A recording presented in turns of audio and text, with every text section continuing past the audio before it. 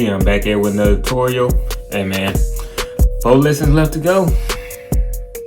I appreciate y'all sticking around. Let's go ahead and get this done. For this video, what we're going to be going over is buck jumps. And if you follow Memphis Jookin or seen videos of it, then it's probably one of the most recognizable moves that y'all seen. So I want to give a small little history about buck jumps. Buck jumps actually started off as ways that jukers would go ahead and like feel the bounce. You know, on the bounce note video that I had made, that would be like a certain way that they'll go ahead and feel the rhythm out first. And then over time, a lot of jukers will start off buck jumping. Then it just became a significant move. Now, I'm not saying start off with buck jumping, but it is a way to help feel out those bounce. Now, they have a whole bunch of different buck jumps, and trust me, hit up a whole bunch of people in Memphis or like talk to people actually born in Memphis, because obviously they know a whole lot more than I do. I'm just able to give like basic stuff, and I still be learning stuff myself. But for this video, we're talking about the 3 basic ones. The 3 basic buck jumps that we have is you have the classic buck jump,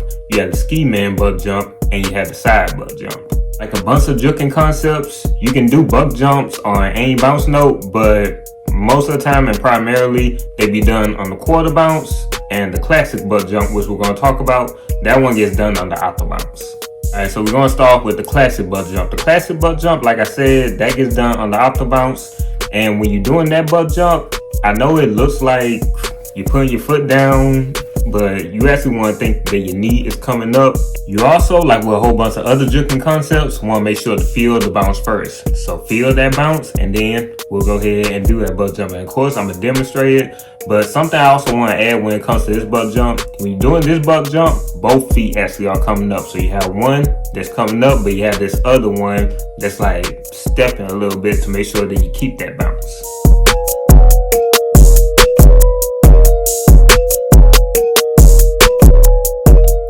Before I continue, I want to add that with buck jumps, when it comes to the upper body, you can either crouch down a little bit or you can stand straight up if you want. It completely depends on you as an individual or the picture that you're trying to paint, but don't think that you need to just have one type of posture when it comes to buck jumping. But do make sure that you be relaxed and you keep that bounce. Now let's talk about the side buck jump. The side buck jump is pretty much just you hopping straight to the side, but when you hop, you want to go ahead and make sure you slide the leg that's going to come up and then push off again. So hop, slide, hop, slide.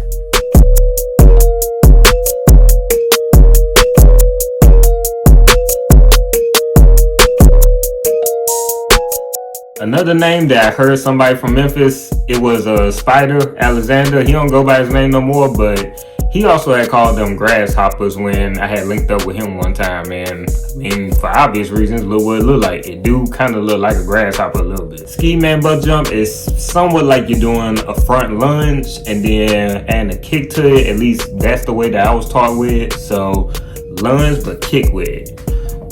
Bap, bap, bap. And of course, we got videos for reference too.